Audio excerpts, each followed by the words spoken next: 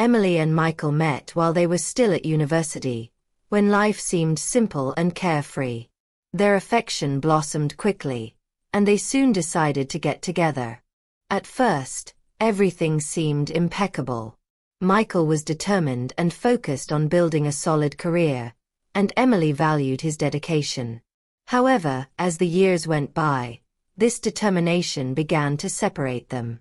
Michael's constant travels for work became more and more frequent, leaving Emily isolated in a residence that, little by little, seemed more deserted.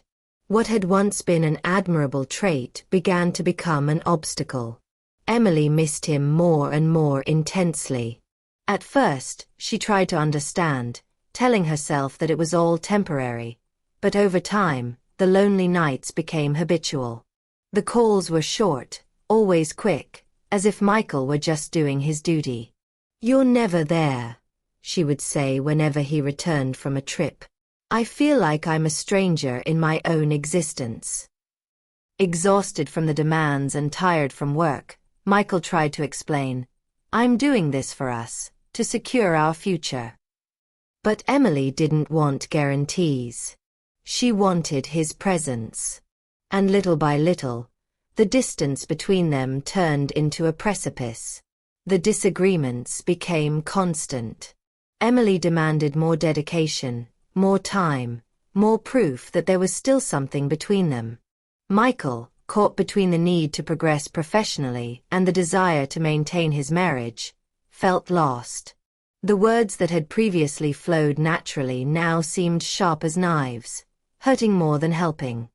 Until, after another intense argument, Michael left for another journey, leaving Emily with a strange feeling, as if something was about to break for good. She sat on the couch, looking at her cell phone, waiting for an apology message, a gesture that showed he still cared. But the screen remained dark. The next day, as the cloudy afternoon dragged on, Emily was deep in thought when the doorbell rang. When she opened the door, she found Daniel, one of Michael's great friends. "Hi, Emily. Is Michael?" His smile faltered when he noticed her tired expression. Emily sighed. "He's gone away again." Daniel hesitated for a moment, then asked, "Can I come in?" She thought for a moment before nodding. The conversation flowed more easily than Emily had imagined. Daniel had a relaxed, fun demeanor, and for the first time in a long time, she felt like someone was really listening to her. He wasn't criticizing her, he just listened, offering support without having to say much. His presence brought her an unexpected relief, something she hadn't felt in a long time. As the sun began to set, Daniel stood up. "If you need anything at all, I'm here." Emily followed him to the door, feeling a strange mix of relief and apprehension. "Thank you, Daniel. I really needed this today." He smiled before leaving a trail of thoughts that Emily didn't know how to organize. Days passed, but the memory of that afternoon remained alive. The conversation with Daniel brought her a relief she hadn't expected. Then, one unexpected afternoon, the doorbell rang again. It was him. "I wasn't around, but I wanted to see how you were doing." Emily smiled without hesitation. "Don't bother me. Come in." Once again, they sat on the couch and talked as if time had not existed. This time, however, something different hung in the air. Their gazes took longer to look away. The silences seemed charged with something neither of them could name. Outside, the rain began to fall heavily. Daniel looked out the window and sighed. "I think I should go." Emily also looked at the storm and felt an uneasiness growing inside her. "You can't go out in this rain. Stay until it passes." He hesitated, but eventually agreed. They went upstairs, and Emily showed him the guest room. "I hope you're comfortable." Daniel smiled. "It's great, thank you, Emily." But before she could leave, their eyes met again. Time seemed to slow down. There was something there, something unsaid, something they both felt but neither had the courage to admit. In the silence of the night, Emily lay down on her bed, trying to ignore the whirlwind of thoughts that tormented her. The sound of the rain filled the room, and her tired body began to relax. It was then that she felt a soft touch. For a moment, she thought it was part of a dream, but when she opened her eyes, she saw Daniel there beside her. His gaze mixed tenderness and desire. Emily hesitated, but did not pull away. The space between them dissolved in an instant. What began as a shy touch became something more intense, deeper. Each caress seemed to fill years of loneliness. For the first time in a long time, she felt alive. The rain outside muffled the sounds of what was happening between them, but inside that room, nothing else mattered. Emily gave herself completely, letting every touch, every kiss, every moment erase all doubts. However, when dawn arrived, reality imposed itself like a weight on her shoulders. Beside her, Daniel watched in silence, as if he knew exactly what she was feeling. "Good morning," he whispered, gently touching her face. Emily tried to smile, but something inside her twisted. Daniel noticed her hesitation and sat up in bed, his gaze more serious. "I know you're alone. I know Michael isn't here for you like he should be.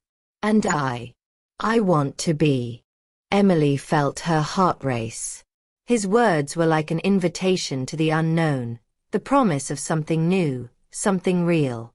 But what about Michael? And everything she had built?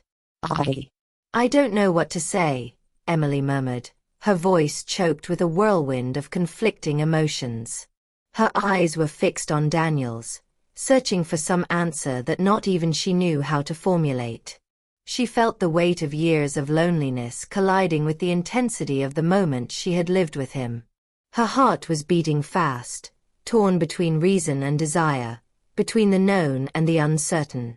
Daniel held her hand firmly, as if he wanted to convey the security she didn't feel. "You don't have to decide now," he said softly, stroking her fingers with his thumb. "But I want you to know that I'm here." For a moment, Emily wanted to ask him to stay, but the words died in her throat. How could she act without thinking about the consequences? How could she follow a path that, no matter how tempting, could destroy everything she had built? Daniel slowly let go of her hand and stood up, picking up his clothes scattered on the floor. He dressed in silence, while Emily remained sitting on the bed, hugging her knees, trying to organize her thoughts. Before leaving, he turned and looked at her one last time. There was no pressure in his gaze, only a silent hope and a trace of uncertainty. It was as if he knew that this could be the last time, but still allowed himself to hope for something more. When Daniel closed the door behind him, Emily let out a breath she hadn't even realized she was holding. Her body fell back against the mattress, and she lay there, staring at the ceiling, while her mind spun non-stop. The room still carried his scent, a reminder of what had happened. The pillow next to her still held the heat of Daniel's body, and the memory of his touch made her skin crawl. But at the same time, guilt began to creep in like a growing, suffocating shadow. She thought of Michael, of the man who, despite all his flaws, was her husband. Of the time they had spent together, of the plans they had once made. Of all the lonely nights when she had longed for exactly what Daniel had given her: attention, affection, desire. But now that she had experienced it, everything seemed more complicated. The decision was in her hands. If she tried to save her marriage, she would have to face the harsh reality that something had been broken for a long time. She would have to fight to rebuild a trust that might never be the same again. But was there still enough love for that? Or was it all just an attachment to what once was? On the other hand, there was Daniel. The new, the unexpected, the one who made her heart race in a way it hadn't in years. With him, There was a promise of something different, more intense, more present. But was that desire worth the risk of destroying everything? What if, once she crossed that line, there was no going back? The sky outside was beginning to brighten, but inside Emily everything was still a storm. And if it were you, which path would you choose?